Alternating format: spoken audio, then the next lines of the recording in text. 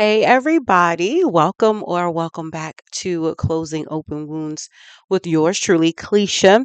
I hope your day is going well. If not, God has it under control. Don't you even worry about it. Today, I wanted to talk to you about setting healthy boundaries.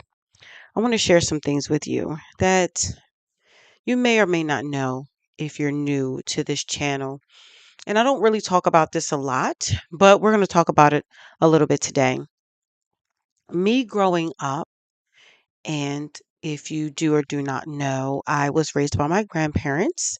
My parents were heavily addicted to drugs and alcohol. Therefore, they could not raise me and my siblings.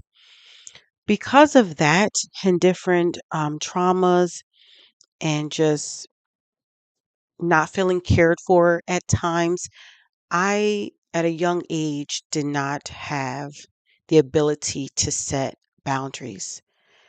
I did not vocalize what I was going through, who was hurting me, who sexually assaulted me. Anything was fair game with me. And I unfortunately endured that at a very, very young age.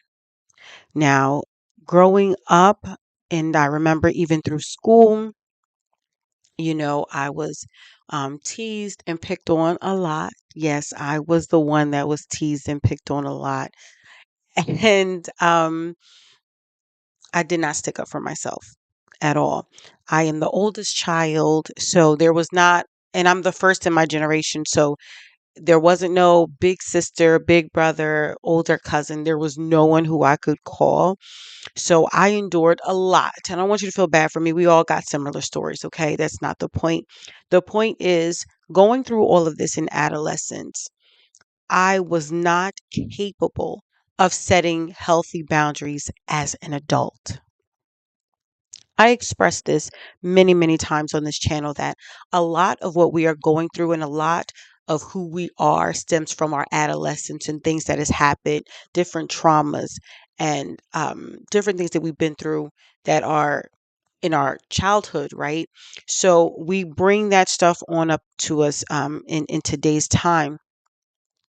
I can remember even early as my 20s and late 20s, just going along with things that I knew I was not comfortable with. And that is sad. As an adult, I did not feel comfortable putting a stop to different things that I was not comfortable with. I didn't say no if I didn't feel like it. I was taken advantage of and I got along to get along. I did a lot of that. But the woman you see today don't play. So I'm here to let you know that in order for you to feel good about yourself, you have to set healthy boundaries. I'm talking about healthy boundaries. Now, because a lot of people don't set boundaries, sometimes it can come off as you being disrespectful, or some people may call it, you're too much to deal with, but they can think that all they want to. Having healthy boundaries creates a self respect, self love. Setting healthy boundaries is less stressful. Why? Because I'm not going to agree to something that I'm not okay with. I set the tone, I set the standard for my life. And this is not just relationally, we're talking about personally and professionally. Even in the workplace, you will have to set boundaries most times. A lot of our jobs are very demanding. There is no work life balance. And yes, it is going to be necessary for you at some time to say, hey, I'm not okay with this. This is overbearing.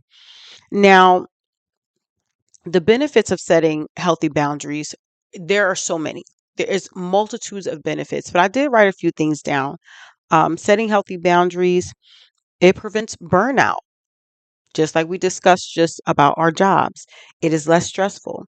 It helps you with your self identity, who you are. We already talked about that. It's less stressful. There are less conflicts when you have boundaries because everyone knows how you feel about different things. So if they cross the line, you're able to say, hey, I'm not okay with that. And that's okay. That is necessary. Um, One of the most intriguing things about setting boundaries is that it prevents resentment. Oh my God. As for me, the stress of doing things and going along with things that I didn't want to go along with stressed me out. And I was resentful towards myself for not being able to stick up for myself and say no to something, or if it was something that I wanted to do. If I was embarrassed and no one else wanted to do it, I wouldn't say that I wanted to do it.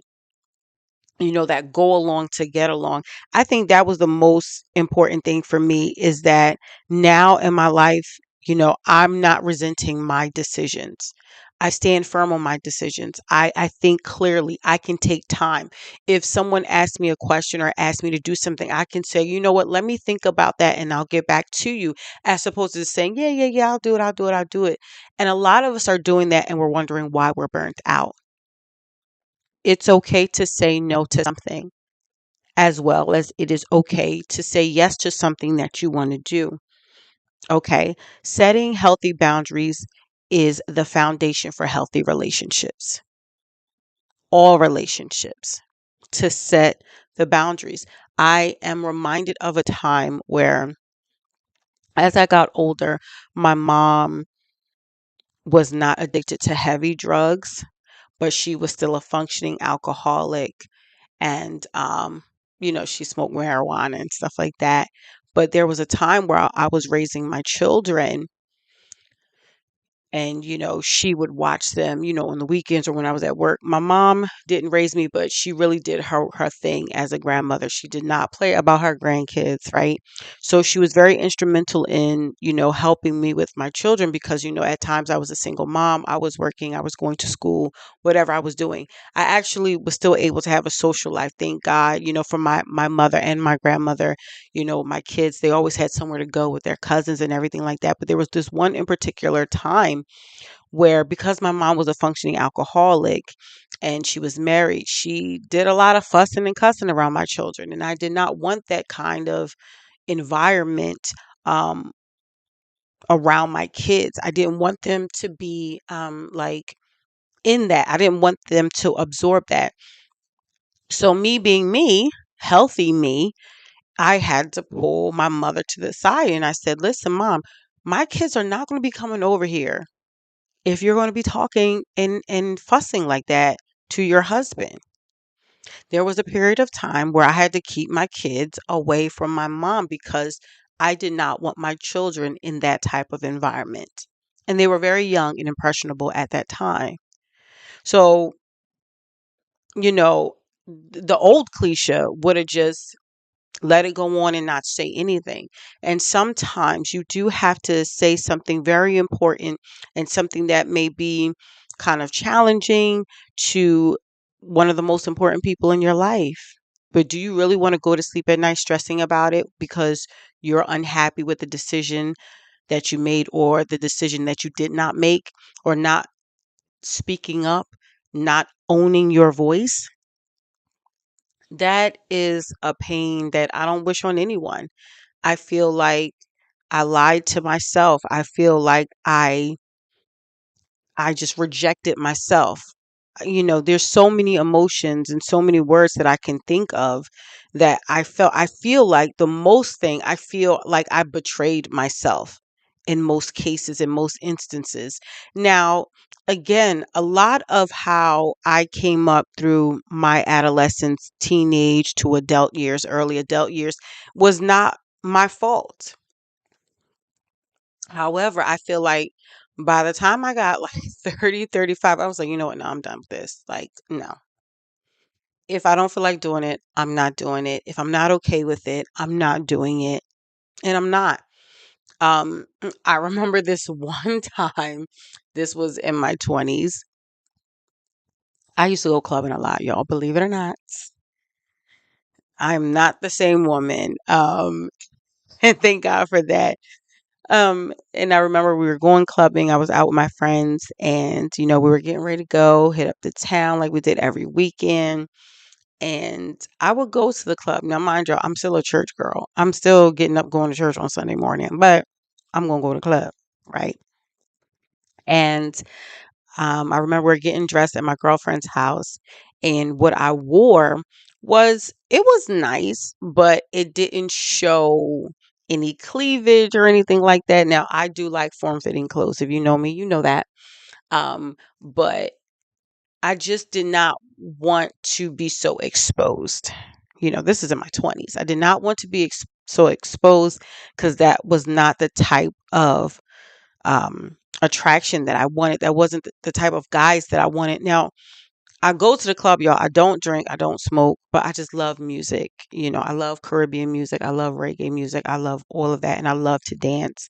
My nickname is Boogie, if you don't know. And that's where that nickname came from because, I was always dancing, was always skating, and always being active. So we're getting dressed, and she's just like, "You need to show some skin." And she's older than me. And I was like, "No, I don't. I'm okay. I'm good." Now, there were times before, years prior, that I would dress very much like her. Not that it was anything wrong with it. Listen, whatever floats your boat. I was there. I done it. I'm over that season in my life. But I'm just saying, at one point, I woke up and I'm like, I don't want to do that anymore. I don't like that. That's not what I'm here for. I just want to have a good time with my girls. And that is that.